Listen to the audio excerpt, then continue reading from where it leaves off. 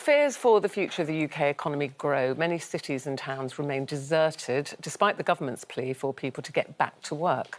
Now, the actress and Loose Women panellist Denise Welch believes that this is the result of scaremongering by many in the media and government. And she joins us today alongside our very own Dr Sara to explain more on all of this.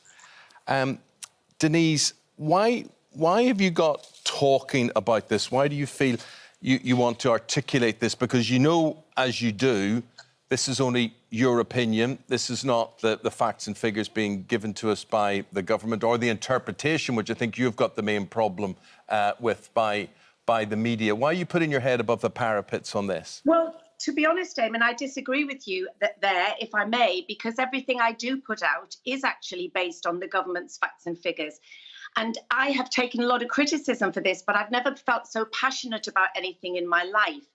As you know, and Ruth knows very well, that I have been very outspoken as a mental health advocate for 31 years. So everything that I do publicly or on Twitter of this nature is trying to find a parity between how we deal with physical illness and how we deal with mental illness on the same level. And I have been shocked and appalled by the way the government and indeed our media have represented this virus to people. We now have the collateral damage where depression, clinical depression, that's major depressive disorder, has doubled in this country as a result of it. Anorexia is nearly doubled in young people because they feel like they're out of control of their lives. And basically for 5 months now, we have had a rolling death count every day. We've never had one for the 500 that die of cancer every day. We've never had one for 180 people who die of heart disease every day, or 20 plus at the moment who are dying of suicide every day. Now, of course we haven't, but if we did, we'd all have been locked up because we couldn't be able to deal with it. But funnily enough, as things have improved drastically over the few months, I noticed that I didn't see the other day when the news starts, bong, nobody dies in the UK because of a corona-related illness. No, what we have is, bong, fears rise as spikes reach 1,075 positive tests a day. So if you're going to frighten us with how many were dying every day, please enlighten us and tell us how things have improved, that when no one is dying. Because as a mental health person, and if people want to say she's on about that again, I don't care, because of the people that it does help, is that I will do anything to help balance the fear-mongering. The other day, it said universities could become the care homes of the second wave. How dare they? And then it cuts to a clip of two presenters sitting going, it's terrifying, isn't it, to think that they're saying now that universities might become the care home. Just as these young people on the threshold of their life are going back to university. It's absolutely disgraceful. But Denise, I think there will be people watching this who are vulnerable people, who have family members who are vulnerable, who've been shielding. And they will say it is those very young people that you're talking about who are going and not social distancing, not wearing their masks. They don't suffer too badly from COVID, but taking it back home. That's, Ruth, I'm not saying about the social distancing. I'm not, the thing is, because if you talk about this, which is the truth. So the other day, if I put something out, which is everything I do, I have researched. I can't tell you how important this is to me. And another thing I'd like to point out, Ruth and Eamon and Sara, is that I asked ITV if they would like to sign an NDA today so that I can show them the amount of NHS doctors, nurses, dentists who are coming to me, a T-list celebrity, according to megastar Piers Morgan, I'm basically telling the truth. So I was saying the other day, 2,800 people were on ventilators where coronavirus was involved at the peak. The other day, 52 were. To me, that is good news as how we have moved forward. I'm not saying this is over. I am not saying how horrendous this virus is and was. But at the moment, we have a 1 in 2 million chance of dying of COVID, and I have a 1 in 3 chance of getting cancer. So please, can the government Denise, what do you want? Yeah, what do you want the government to do? You're clearly very passionate about it, obviously very angry about it. What do you want them to do? Because they will say that they are listening to the advice from health professionals, won't they? And they are going on that. They're going on numbers, advice, looking at other European countries where there are spikes. What do you want them to do? Ruth, can I just say, at the moment, and I'm talking about at the moment, not when the flu season starts, I'm talking about at the moment, these spikes are positive tests.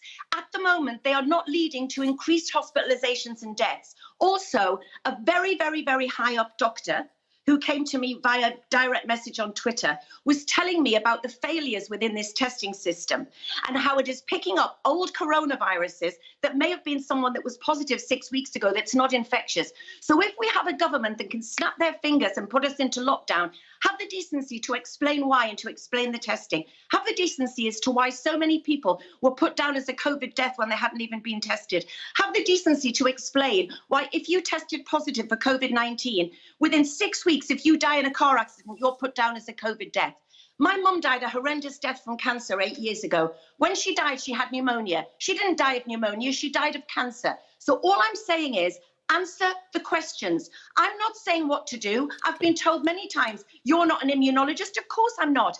But I'm also not putting anything out that I'm not hearing from NHS doctors and nurses who cannot speak out. OK, well, let's see if we can provide any of these answers to you with our Dr Sara.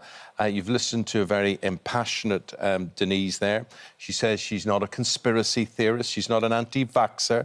She's not extremely right-wing on all of this. She just says... Extremely right-wing. I'm not remotely right-wing, Eamon. OK, I'm only using your quote back at you, right? So just calm down, right? And we'll try and get the doctor to see if she can give you some answers to this. Right, doctor? I think there's always going to be bias in the media. So you'll always have a statistic saying, you know, one paper will say the cases are on the rise, there is a spike. The exact same figures will be taken by another media outlet, which will say, we're improving our testing and we're therefore able to track and trace and isolate better.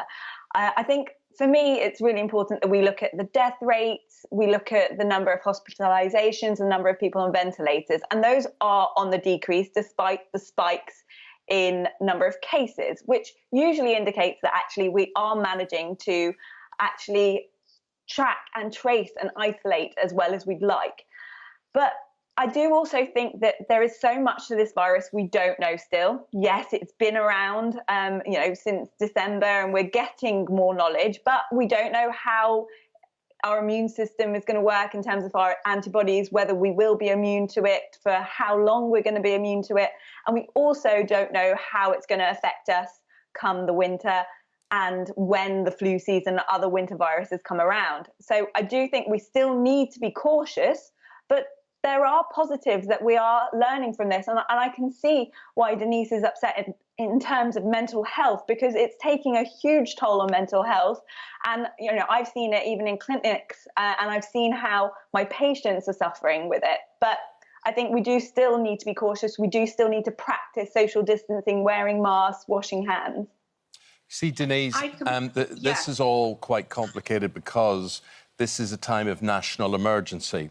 And as I know from myself at the start of all of this, you're not allowed to question the narrative on such things. So there are restrictions on publications, there are restrictions on broadcasters, and there will be a lot of people saying that you are simply rabble-rousing, you're creating panic with all of this. How am I creating panic, Eamon? I'm giving the data, which the other day I said, Doncaster Hospital celebrates 8 weeks without a COVID case. Someone put, oh, I'm sick of this, you're disgusting.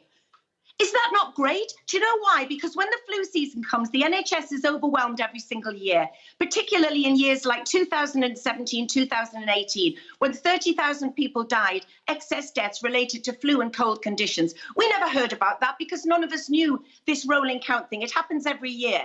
But the fact is that before the flu season happens and before people are allowed to put things down as COVID death when maybe they haven't been tested, all I want to say to people is, 5 months ago, the wonderful doctors and nurses in the NHS, nobody knew about this is what they're telling me. Nobody knew about it. But now we have dexamethasone, we have hydrocortisone, we have Remdesivir, we have proning the patients instead of putting them on ventilators. All I'm saying is that we don't need to go back, hopefully, to where we were 5 months ago. Yes. That's surely good news. That is not me rubber-rousing. What you're saying to people who are maybe watching this at home today and are not in work, you're saying, let's stop all this lockdown business and get back to work. That's what you're saying, isn't it? I'm not not telling anybody what to do. I'm trying to allay the fears of people who think that if they go outside and touch somebody, they're going to die of coronavirus. There is more chance of us walking outside and being hit by a bus at the moment than dying of this virus at the moment. And so why, therefore, are we still prioritizing this virus over everything else? The cancers are 500 a day. They always are. Heart disease. My GP friend told me in tears that she has had middle-aged men presenting on the phone, going through a heart attack because they will not go to their local hospital because we have frightened people into thinking that they're death zones. The local hospital she refers to has zero COVID and has had for weeks. Let's hear what the doctor says. Sorry, we had a man on the show last week whose cancer is now terminal because he couldn't get his treatment. And do you think that the people are too frightened to come out? The message needs to change. It's like, yes, we have to be careful, but we've got to stop being so frightened and be able to come out of our homes, go back to work, go back to hospitals, get your treatment. Oh, it's imperative that if you are not well, if you're getting any new symptoms, you need to discuss it with your GP. Unfortunately, with this coronavirus pandemic, we know that there were going to be the people that died from coronavirus, but there was also going to be the indirect deaths, those that died because they weren't able to get to hospital appointments, too scared to go to hospital appointments, and then also the long-term deaths, those that die as a result of, not being able to get the education, the finance, all the other things that are needed to survive long term. And I think it's so important that, please, if you have symptoms, you must speak to your GP. Okay, and guys. At the moment, of course, yes. At the moment, people aren't putting their sick relatives into hospital because they won't be able to see them, and it's criminal. Okay. If the hospital is anyway. Sorry, I know I'm passionate about this. But you're not alone, Denise. You're allowed to be passionate, Denise. We're looking at other celebrities here. John Bishop saying no one is suggesting COVID-19 is not a significant problem, but to change the way we all live, the damage that is doing to our young people, which is a point that Denise was talking about mental health. Lord Alan Sugar says basically get your can't say that next bit, back in there now to work. Same with local councils. Big business isn't helping. We need people back to work. And the football commentator, Jeff Stelling, says, I am just frustrated by the nanny state wanting to make sure I will live forever, or at least what feels like forever. Now, do celebrities, do people in the public eye like Denise speaking out help you, hinder you, give you confidence, reassure you, speak for you or not? Let us know throughout the programme.